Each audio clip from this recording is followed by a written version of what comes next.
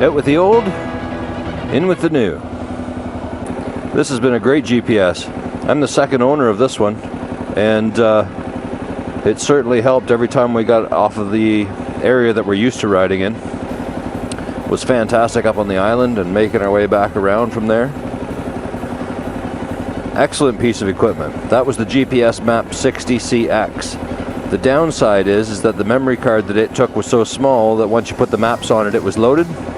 And it seems a little bit silly to load it up with or purchase any more maps for it, when with the map cost, this will hardly even hold the new maps now. So it has been replaced. GPS Map 64S. This was a 60CX. So there was this one, then the 62, and now the 64. And that is new, brand new in the box, but I think it's been out for 3 or 4 years now, the 64S. They haven't done much to update them. Likely because it doesn't need it.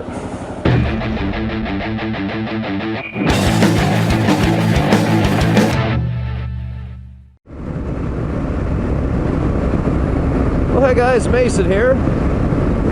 Just heading out for a little bit of a ride. I was supposed to head east to look at a job, but to the east is that.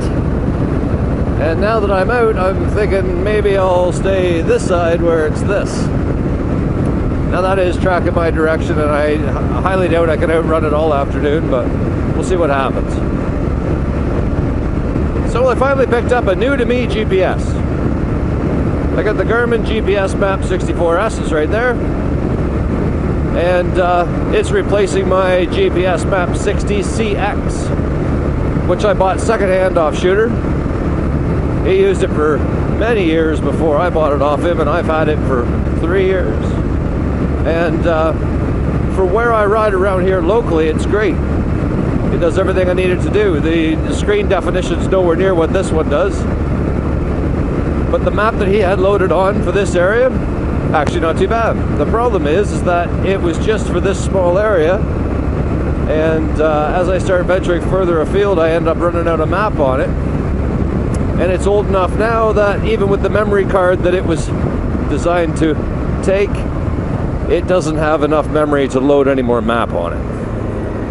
So technology has surpassed the old 60CX. Boy, that's a dark sky, guys. Uh-oh. I don't know, this might have been silly. I haven't ridden in the rain in a while anyway, it'd be good for me. So last week's video on fuel mileage was quite the eye-opening experience. Just share some thoughts with you guys on that.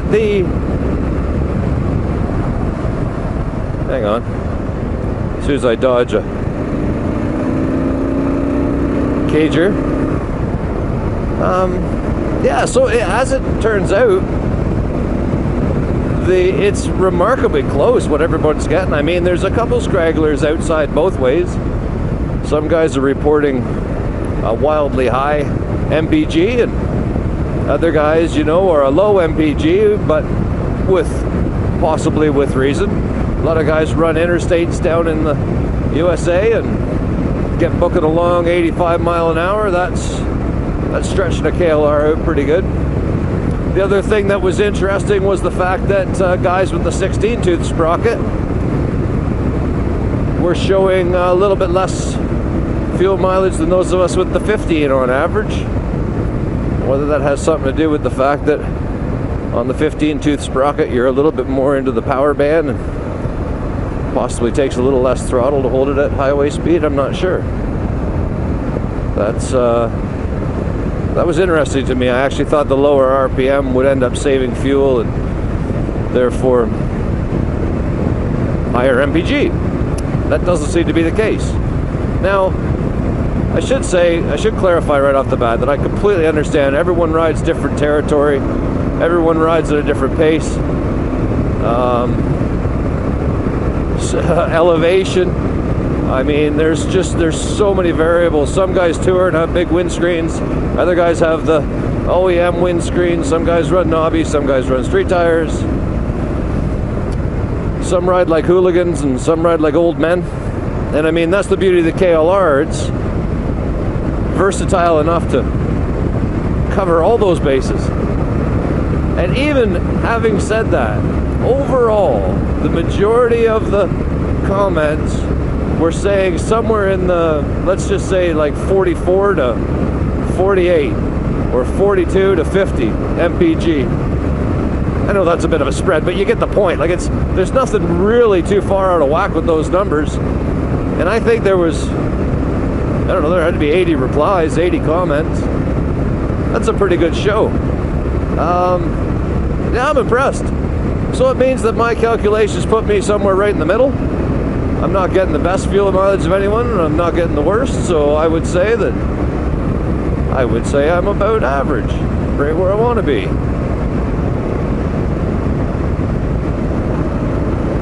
So that was interesting. I should take a moment here and just thank all you guys for commenting on that. That was the info I was looking for, and I really appreciate everyone taking the time to drop in a comment. It was good to hear from some of you again, and good to see some of you for the first time. Can we beat this sky, guys? I'm not sure. Let's see. Even had a comment from one fella saying that he runs the 14 tooth when he's off-road, and that's something I've really been thinking about. The sacrifice of fuel mileage on a bike that carries this much fuel arguably is nothing. It still wouldn't put me in the same range as, say, Mellon on the 250 or Benham on the 701. I still would have more range than they would, even with the 14 on. And man, would that be nice when we get these big, heavy bikes off-road. First gear becomes pretty tall when you're crawling through something rough.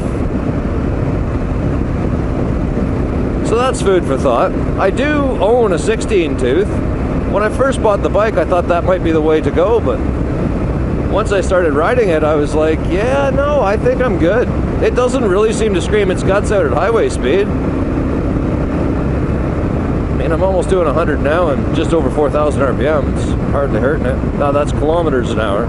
Not miles an hour, guys, not miles an hour. Easy. It's like 60 or something for you guys, I think. No, that's not right. 80, 60. What would 100 be? 70? That's a dirty corner there, I tell ya. So because the MPG thing brought so many guys out of the woodwork, I'm now intrigued to hear about suspension, guys. I know a lot of you are like me, and over the years, as you've had your bike, you've started to do some things to them. And I know that several of you have gone to the Top Gun? Yeah, the Top Gun rear coil, like I did. And then I went and last winter I changed my fork oil, and at the same time I put heavier weight fork oil in, and on the front. When I did the rear, I did the same and had it nitrogen charged again. And actually, it's really good now. It's really good. Made a big difference. The Top Gun rear coil made a massive difference, and the heavier weight oil in the front made a big difference. So I'm very happy with the way the bike is riding. However, there's always something better. And what I would like to hear is about the guys that have done the Cogent suspension. Anyone that's gone with either the Cogent, is it DDC drop-in damper cartridge? Yes, the DDC front cartridge and spring set, like the full front fork kit with the tool, and the full rear. There's the Moab. The other one might elude me. Is it the KLR? Yeah, I don't remember. There's two rear shocks you can buy, isn't there? I think the Moab is the more expensive one, and then there's another one underneath it. Yeah, so that's my next move for the suspension on this bike. Not that I'm not happy with it, because I am. In 2015, whatever they did to change it, I think must have really helped it, because this thing stock wasn't near as bad as I was hearing it was going to be. And with the little tweaks that I made, it's very well behaved. You can even get a little air with it on the trails, and it soaks them up. It's really quite nice. The only thing that I need is a little bit more headroom for when I'm loaded up. I would like it to ride like it does empty, loaded. So I could buy another Top Gun rear coil, but I think this time I'm going to do it right and go with the coach and stuff. I've been in contact with the guys down there, and they're just fantastic to deal with. So it's just a matter of me phoning them and having a little discussion about where, what, and how I ride, my weights, and they'll pop them in the mail and send them up. But yeah, so just curious. If anyone has any input on that, let me know. Throw me a comment down in the bottom. Shoot. All right, jacket time. Hang on. Let's get this baby wound up. Feel that coming right through the mesh already.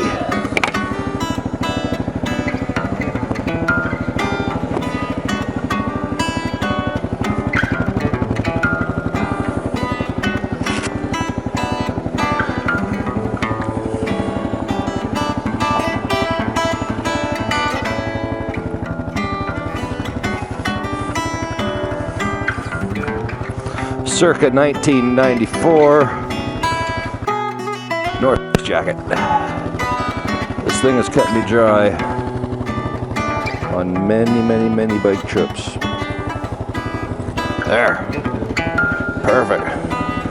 Poor old thing's some awful beat up, but works fantastic. I do not have waterproof gloves, however. So wet hands are kind of par for the course.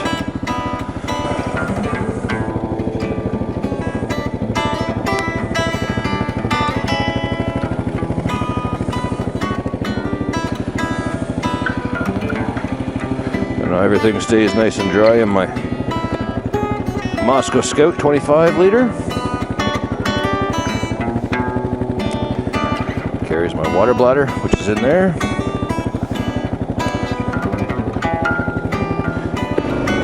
All right, we're good. We're back. Welcome back, everybody. Rain gear is on.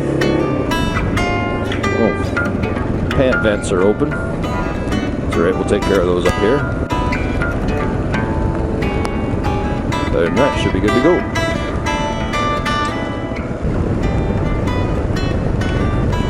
So anyway, guys, that's really about it. I just wanted to say thank you very much. Thank you very much for all the comments last week. Please comment down below on what you think. If you have any experiences over the coach's suspension, put it up there. I know it's likely going to be all positive. They have great reviews, and they seem like great guys when I called down. And yeah, any advice, put it in there for me. I'd love to hear from you.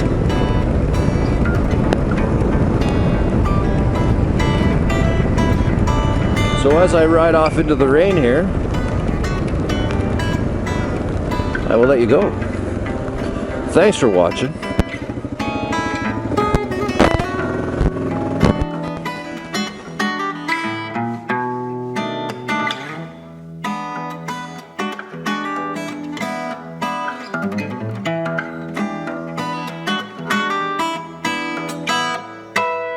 Hey guys, if you liked that video, hit the thumbs up button for us. It goes a long way towards helping out the channel. And if you're new here, hit that subscribe button in the upper corner for new videos every Sunday. Be glad to have you along for the ride.